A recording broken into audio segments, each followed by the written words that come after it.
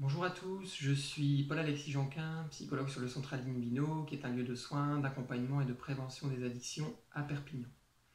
J'ai souhaité faire cette vidéo pour vous parler de la cigarette électronique, mais qu'on appelle communément aujourd'hui la vapoteuse, ou encore le vaporisateur personnel, ou tout simplement la vape.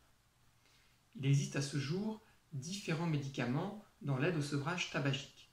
En tête de liste, on peut citer les traitements de substitution nicotinique, comme le patch nicotinique, qui permet une diffusion lente et prolongée de la nicotine et dont le dosage variera en fonction de votre profil de fumeur, les formes orales à action rapide, comme les gommes à mâcher, les pastilles ou les comprimés à sucer, pour lesquels le dosage nicotinique sera plus ou moins important. Les traitements de substitution nicotinique sont démontrés comme efficaces pour arrêter de fumer et augmenteraient les chances de succès de 50 à 70%. D'autres médicaments validés peuvent également être envisagés comme la varénicline ou le bupropion. De façon générale, la Société de pneumologie de langue française et la Société francophone de tabacologie recommandent de privilégier en première intention le recours aux moyens médicamenteux avant d'envisager de recourir à la vape. Pour vous aider à arrêter de fumer, d'autres moyens existent encore comme l'accompagnement individualisé, pouvant notamment s'appuyer sur les thérapies cognitivo-comportementales qui repose sur un modèle théorique qui a fait la preuve de son efficacité dans l'aide à l'arrêt du tabac. Mais revenons à la vape. Quelle place peut-elle aujourd'hui occuper dans un objectif d'arrêt du tabac? C'est la question à laquelle nous allons tenter de répondre ensemble aujourd'hui.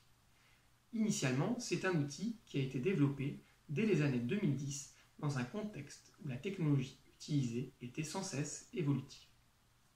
Les premières personnes à s'être intéressées à la vape sont avant tout les fumeurs eux-mêmes. Aujourd'hui, on entend souvent parler de la vape en tant qu'outil prétendument toxique. Certaines situations font même le buzz dans les médias, mais font bien souvent référence à des contextes particuliers où les vaporisateurs personnels ou les liquides utilisés sont issus du marché illégal et ne respectent donc aucune norme de fabrication ou de production. Plusieurs études sérieuses sur la toxicité de la vape ont néanmoins été entreprises. Dans ce cadre, des composés toxiques ont effectivement été retrouvés, mais ils sont bien inférieurs à ceux que l'on peut retrouver dans la fumée de cigarette. La combustion du tabac fumé produit en effet de nombreuses substances toxiques pour l'organisme, le monoxyde de carbone, les goudrons, les métaux lourds. Parmi les 4000 composés chimiques qu'on retrouve dans la cigarette, plus de 50 sont cancérigènes. A contrario, la vape ne produit pas de monoxyde de carbone ni de produits directement cancérigènes, alors que les autres substances chimiques nocives ne sont dégagées qu'en quantité très limitée comparativement à la cigarette. Les organismes de santé britanniques, notamment le Royal College of Physicians, estiment qu'un vaporisateur personnel serait 95% moins toxique que le tabac fumé. L'objectif idéal pour un fumeur est celui de viser l'arrêt du tabac fumé pour réduire le risque d'apparition de maladies liées à sa consommation. Nous l'avons évoqué, il existe à ce jour plusieurs moyens médicamenteux efficaces d'aide à l'arrêt du tabac et ils sont à privilégier en première intention. Vous pouvez donc tout à fait réussir à arrêter de fumer sans forcément recourir à la vape. Néanmoins, si vous voulez vapoter, c'est un outil d'aide au sevrage qui semble efficace et qui permettrait de réduire significativement les risques pour votre santé comparativement à la cigarette, à condition bien sûr de respecter un certain nombre de règles liées à son utilisation. Plusieurs pièges sont en effet à éviter si on souhaite recourir à la vape dans un objectif d'arrêt du tabac, pourquoi pas en novembre dans le cadre de la campagne du mois sans tabac. Si vous décidez de recourir à la vape, évitez tout d'abord d'acheter en ligne ou via des réseaux d'approvisionnement douteux, mais privilégiez l'achat en boutique spécialisée.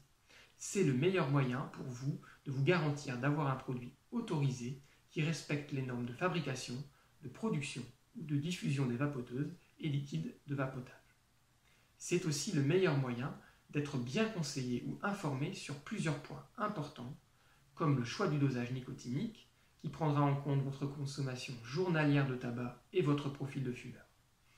Si vous envisagez d'utiliser la vape en complément d'autres moyens comme les traitements de substitution nicotinique, nous vous recommandons de consulter au préalable un professionnel spécialisé pour aborder cette question. Via les boutiques spécialisées, vous pouvez obtenir d'autres informations comme par exemple sur les différents vaporisateurs existants pour choisir celui qui convient le mieux en fonction de votre profil de fumeur. Enfin, lorsque cela s'avère possible, on vous encourage évidemment à limiter dans le temps l'utilisation de la vape après l'arrêt du tabac fumé, notamment en l'absence de données sur ses effets à long terme en l'état actuel des connaissances. Aussi, lorsque vous estimez que le risque de rechute tabagique est significativement réduit, ce peut être le bon moment pour envisager d'arrêter également la vape. Si vous n'avez jamais fumé, ne vous initiez pas pour autant à la vape. Cela pourrait induire l'installation d'une dépendance nicotinique et favoriser une éventuelle initiation ultérieure au tabagisme. J'espère que cette vidéo vous aura apporté des informations utiles sur la vape et le rôle qu'elle peut potentiellement jouer dans un projet d'arrêt du tabac.